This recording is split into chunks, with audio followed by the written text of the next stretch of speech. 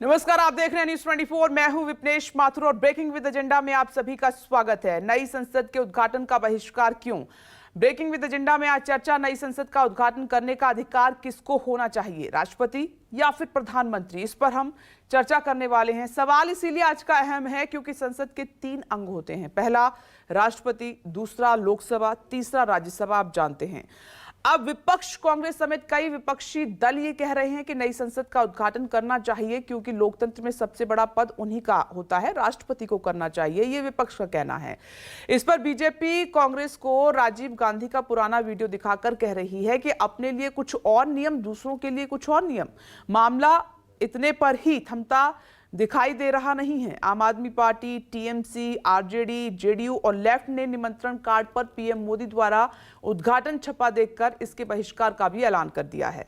कांग्रेस समेत तो कुछ और दल भी बहिष्कार की बात लगातार कर रहे हैं, लेकिन समाजवादी पार्टी के राम गोपाल यादव ने कहा कि लोकतंत्र में सबसे ज्यादा अधिकार प्रधानमंत्री के होते हैं।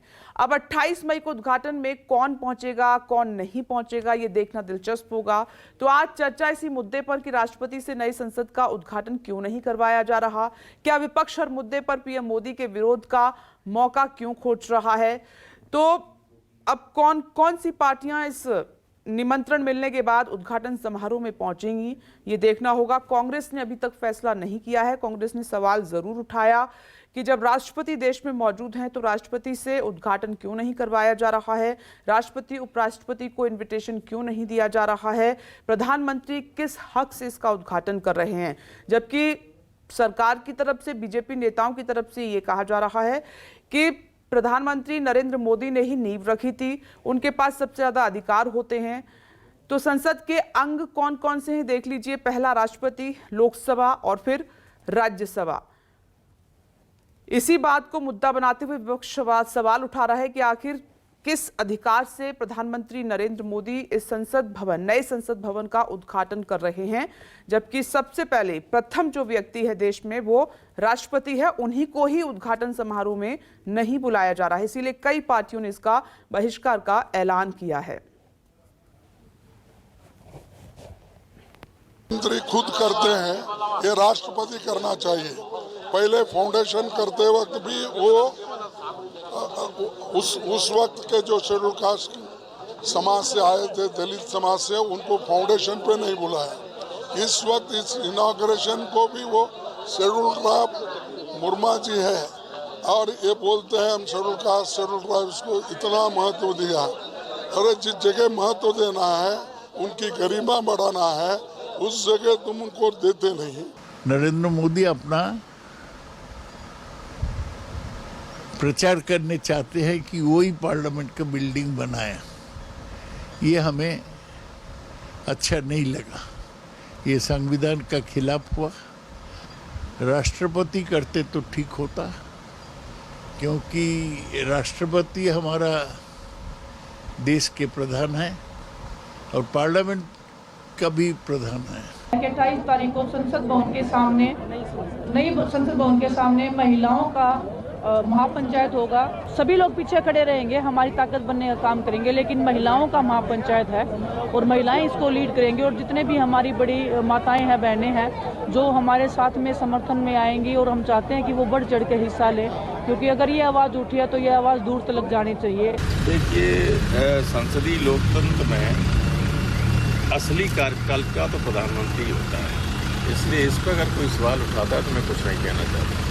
2 डेट्स मैं आपको बताता हूं। एक डेट है शायद अगस्त 1975 की, हाँ, जब इंदिरा जी प्रधानमंत्री थी, उन्होंने पार्लियामेंट एनेक्स की इनॉग्रेशन की थी, ठीक है। दूसरी डेट है, जहां तक मुझे याद आता है, 75 में 87 की, 15 अगस्त 87 में राजीव जी जब प्रधानमंत्री थे, उन्होंने पार्लियामेंट लाइब्रेरी की। तो आप मेरे को ये बताइए, आपको अगर संविधान के, कॉन्स्टिट्यूशन के आर्टिकल्स पढ़ने आते भी नहीं, इन्होंने 2-3 आर्टिकल गलत कोट किए है। तो बीजेपी इस तरीके से तारीख गिना रही है कि ये पहली बार नहीं हो रहा है। कांग्रेस के नेता भी उद्घाटन कर चुके हैं, उन्होंने 1975 और 1987 की बात कही। हमारे साथ इस वक्त 3 सहयोगी रमन कुमार पुरानी संसद से मौजूद हैं, कुमार गौरव भी जुड़ गए हैं। राजीव रंजन विश्लेषण करेंगे कि आखिर ये कंट्रोवर्सी इस पर क्यों हो रही है।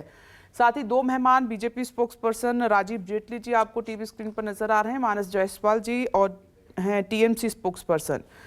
स्वागत है आप सभी का। सबसे पहले रमन का रुख कर लेते हैं। रमन, नई संसद के उद्घाटन में कई पार्टियों ने किनारा किया है। कांग्रेस सवाल तो उठा रही है, लेकिन क्या कांग्रेस जा रही है उद्घाटन समारोह में या नहीं? क्या अभी कोई फैसला कांग्रेस की तरफ से सामने नहीं आया है?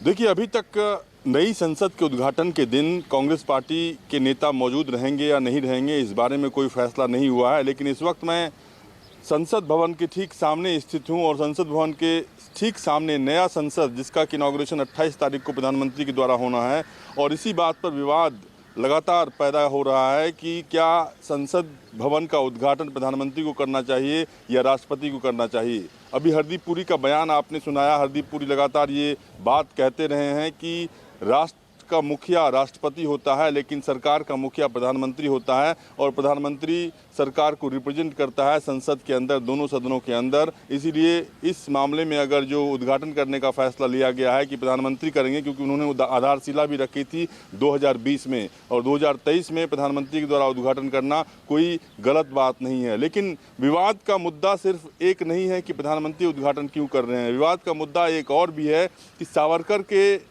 जयंती के मौके पर ही इसकी तिथि क्यों रखी गई। क्या राष्ट्रपिता महात्मा गांधी के जन्मदिन के मौके पर इसकी तिथि रखी जाती तो क्या अच्छा नहीं होता, क्योंकि राष्ट्रपिता थे और किसी भी राजनीतिक दल को कोई विवाद नहीं होता। लेकिन सावरकर के मुद्दे पर लगातार कांग्रेस पार्टी से लेकर तमाम जो राजनीतिक दल हैं वो विरोध करती रही है सावरकर के मुद्दे पर, और उनका ये मानना है कि जिस तरीके से बीजेपी सावरकर को तरजीह दे रही है, सावरकर की जयंती के दिन नई संसद भवन की आधारशिला रखने का कार्यक्रम रखा गया है, वो बिल्कुल सही नहीं है। लेकिन सबसे बड़ी बात यह है कि जिस तरीके से एक सरकार की तरफ से, सरकार के जो पक्ष रखने वाले लोग हैं वो पूरी तरीके से इसे सही ठहरा रहे हैं, लेकिन विपक्ष की तरफ से अभी तक 4 राजनीतिक दलों ने इस कार्यक्रम के बहिष्कार का फैसला किया है। और लगातार 2024 के लोकसभा चुनाव को ध्यान में रखकर जिस तरीके से 4 राजनीतिक दलों के बहिष्कार का ऐलान हो चुका है, उसके बाद से बाकी राजनीतिक दल भी इसका बहिष्कार का ऐलान कर सकते हैं। इसमें कांग्रेस पार्टी की अगुवाई में